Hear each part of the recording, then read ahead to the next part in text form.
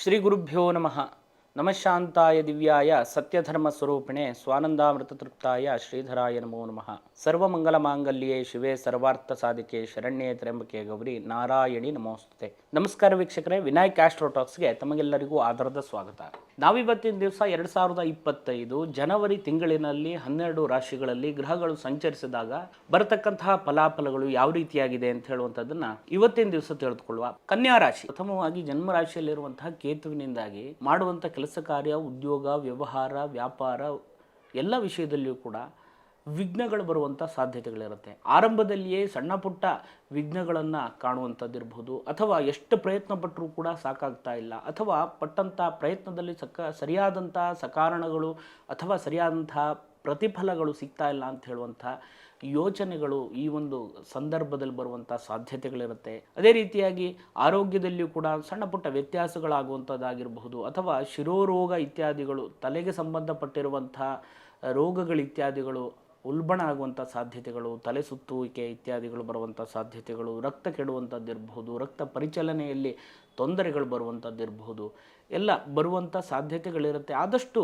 ಕಾಳಜಿಯನ್ನು, ಅದೇ ರೀತಿಯಾಗಿ ಯಾವುದೇ ವಿಷಯದಲ್ಲಿಯೂ ಕೂಡ ನೆಗ್ಲೆಕ್ಟ್ ಮಾಡದೇನೆ ಸರಿಯಾದಂಥ ವೈದ್ಯರ ಒಂದು ಸಲಹೆ ಮುಖಾಂತರವಾಗಿ ಚಿಕಿತ್ಸೆಯನ್ನು ತಗೊಂಡು ಮುಂದುವರಿರಿ. ಒಳ್ಳೆ ರೀತಿಯಾದಂತಹ ದೈವಾನುಗ್ರಹದಿಂದ ಉತ್ತಮವಾದಂತಹ ಫಲಾಫಲವನ್ನು ಪಡೆಯಲಿಕ್ಕೂ ಕೂಡ ಅದು ಕಾರಣವಾಗಿ ಬರುತ್ತೆ.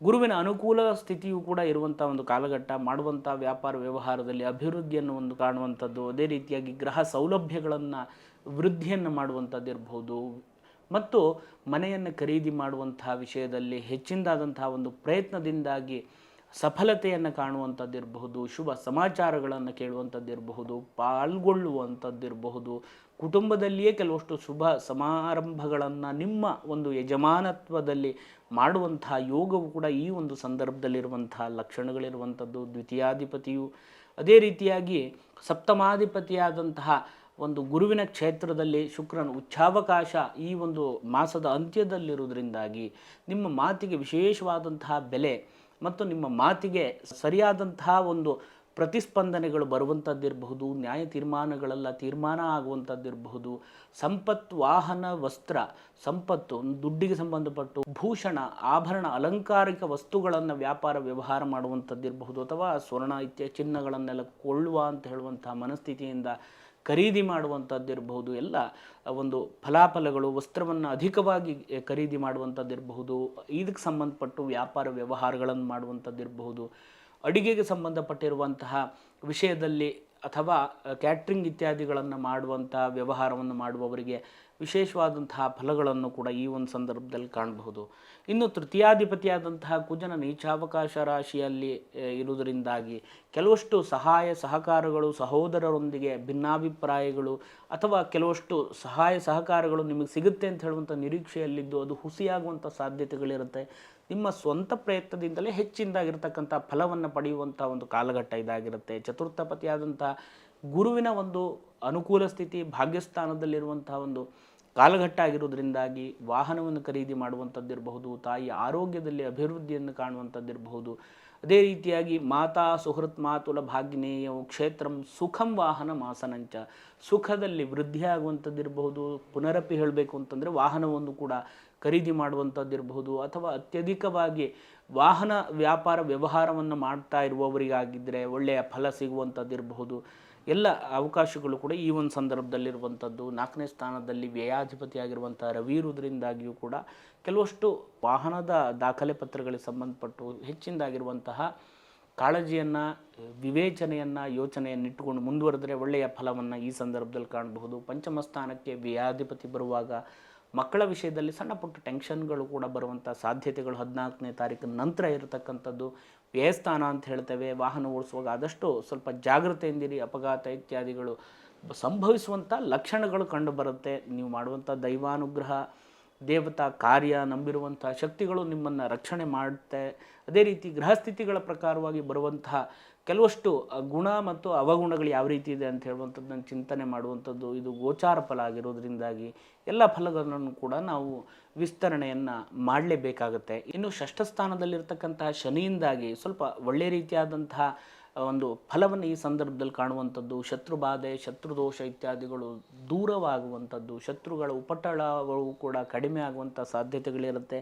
ನಿಮ್ಮ ಮಾತಿಗೆ ವಿಶೇಷವಾದಂತಹ ಮೌಲ್ಯದಿಂದಾಗಿ ಅಥವಾ ಬೆಲೆಯಿಂದಾಗಿ ವಿಶೇಷವಾದಂತಹ ಸ್ಥಾನಮಾನ, ಗೌರವ, ಸನ್ಮಾನಾದಿಗಳು ಸಿಗುವಂಥದ್ದು, ಋಣಮುಕ್ತರಾಗುವಂಥ ಸಾಧ್ಯತೆಗಳು ಕೂಡ ಈ ಒಂದು ಸಂದರ್ಭದಲ್ಲಿರ್ತಕ್ಕಂಥದ್ದು. ತುಂಬ ಸಮಯದಿಂದ ಪ್ರಯತ್ನ ಮಾಡ್ತಾ ಇರುವಂತಹ ಕೆಲವಷ್ಟು ಕೆಲಸ ಕಾರ್ಯದಲ್ಲಿ ಅಭಿವೃದ್ಧಿಯನ್ನು ಕಾಣುವಂಥ ಲಕ್ಷಣಗಳು ಈ ಸಂದರ್ಭದಲ್ಲಿರುತ್ತೆ. ವಿವಾಹಕ್ಕೆ ಪ್ರಯತ್ನವನ್ನು ಮಾಡ್ತಾ ಇದ್ದರೆ ಒಳ್ಳೆಯ ಸಂಬಂಧಗಳು ಕೂಡ ಬರುವಂಥ ಸಾಧ್ಯತೆಗಳಿರುತ್ತೆ. ದಾಂಪತ್ಯ ಜೀವನದಲ್ಲಿ ಸಣ್ಣ ಪುಟ್ಟ ವಿಷಯಕ್ಕೆ ಕಲಹಗಳು ಅಥವಾ ವಿರೋಧಗಳು, ಅಭಿಪ್ರಾಯಗಳು, ಭೇದಗಳು ಬಂದರೂ ಕೂಡ ಅದನ್ನು ಸರಿಪಡಿಸಿಕೊಂಡು ವಿವೇಚನೆಯನ್ನು ಮುಂದುವರಿಯುವಂತಹ ಶಕ್ತಿ ನಿಮ್ಮಲ್ಲಿರೋದ್ರಿಂದಾಗಿ ಆ ಒಂದು ವಿಷಯದಲ್ಲಿ ವಿಶೇಷವಾದಂಥ ಫಲವನ್ನು ಕಾಣುವಂಥದ್ದು.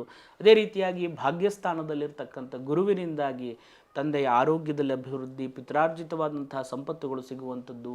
ಈ ಮೊದಲು ಯಾವುದಾದ್ರೂ ನ್ಯಾಯಾಲಯಕ್ಕೆ ಸಂಬಂಧಪಟ್ಟಿರುವಂತಹ ಕೆಲವಷ್ಟು ಸಮಸ್ಯೆಗಳನ್ನು ಎದುರಿಸ್ತಾ ಇದ್ದರೆ ತೀರ್ಮಾನವಾಗುವಂಥ ಎಲ್ಲ ಲಕ್ಷಣಗಳು ಕೂಡ ಈ ಒಂದು ಸಂದರ್ಭದಲ್ಲಿರ್ತಕ್ಕಂಥ ಒಂದು ಲಕ್ಷಣಗಳಿರುತ್ತೆ. ಇನ್ನು 11ನೇ ಸ್ಥಾನದಲ್ಲಿರ್ತಕ್ಕಂತಹ ನೀಚ ಸ್ಥಿತಿಯಲ್ಲಿರುವಂಥ ಕುಜನಿಂದಾಗಿ ಎಲ್ಲ ಕೆಲಸ ಕಾರ್ಯಗಳ ಮುಗಿಯಿತು, ಇನ್ನೇನು ಫಲಾಫಲಗಳು ಕೈ ಸಿಗಬೇಕು ಅಂತ ಹೇಳುವಂಥ ಸಂದರ್ಭದಲ್ಲಿ ಕೆಲವಷ್ಟು ಮೋಸಗಳಾಗುವಂಥದ್ದು, ವಿಘ್ನಗಳು ಬರುವಂಥ ಸಾಧ್ಯತೆಗಳು ಕೂಡ ಈ ಸಂದರ್ಭದಲ್ಲಿರುತ್ತೆ.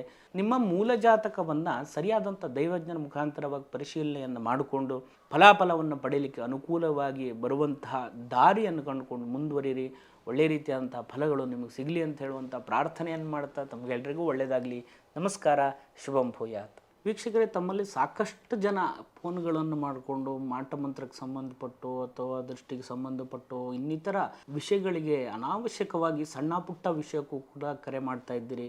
ತಮಗೆಲ್ರಿಗೂ ಕೂಡ ಕರೆ ಮೂಲಕವಾಗಿ ಉತ್ತರಿಸಲಿಕ್ಕೆ ಕಷ್ಟ ಆಗಿರೋದ್ರಿಂದಾಗಿ ಅನಾವಶ್ಯಕವಾಗಿ ಯಾರೂ ಕೂಡ ಜ್ಯೋತಿಷ್ಯರಲ್ಲಿ ಅಥವಾ ಪರಿಹಾರಗಳನ್ನು ಮಾಡುವಂಥ ವಿಷಯದಲ್ಲಾಗಿರ್ಬೋದು, ಮಂತ್ರವಾದಿಗಳಲ್ಲಿ ಹೋಗಿ ಕೆಲವಷ್ಟು ವಿಧಾನಗಳನ್ನು ಮಾಡಿಸುವಂಥದ್ದು ಇರ್ಬೋದು, ಅಗತ್ಯ ಬೇಕಾಗಿ ಬಂದಲ್ಲಿ ನಿಮ್ಮ ಒಂದು ಮೂಲ ಜಾತಕವನ್ನು ಸರಿಯಾದಂಥ ದೈವಜ್ಞರಲ್ಲಿ ಮುಖತಃ ಹೋಗಿ ವಿಮರ್ಶೆ ಮಾಡಿಕೊಂಡು ಸರಿಯಾದಂಥ ಪರಿಹಾರ ಮಾರ್ಗವನ್ನು ಕಂಡುಕೊಳ್ಳಿ. 6 ಗಂಟೆಯಲ್ಲಿ ಪರಿಹಾರ, 1 ಗಂಟೆಯಲ್ಲಿ ಪರಿಹಾರ, ಅರ್ಧ ಗಂಟೆಯಲ್ಲಿ ಪರಿಹಾರ, ಇವೆಲ್ಲ ಏನು ಪ್ರಯೋಜನಕ್ಕೆ ಬರುವಂಥದ್ದಲ್ಲ. ಸರಿಯಾದಂತಹ ಒಂದು ಶ್ರದ್ಧೆ, ಭಕ್ತಿಯಿಂದ ಭಗವಂತನಲ್ಲಿ ನೀವು ಮಾಡುವಂಥ ಆರಾಧನೆಯಿಂದಾಗಿ ಪ್ರಾರ್ಥನೆಯನ್ನು ಮಾಡಿಕೊಳ್ಳಿ. ಎಷ್ಟೋ ಸಮಸ್ಯೆಗಳು ಭಗವಂತನ ಅನುಗ್ರಹದಿಂದ ಪಾರಾಗಲಿಕ್ಕಿರುವಂತಹ ದಾರಿಗಳನ್ನು ತೋರಿಸ್ಕೊಡುವಂತಹ ಎಲ್ಲ ಒಂದು ಯೋಗವನ್ನು ಆ ದೇವರು ನಿಮಗೆ ಕೊಡ್ತಾರೆ.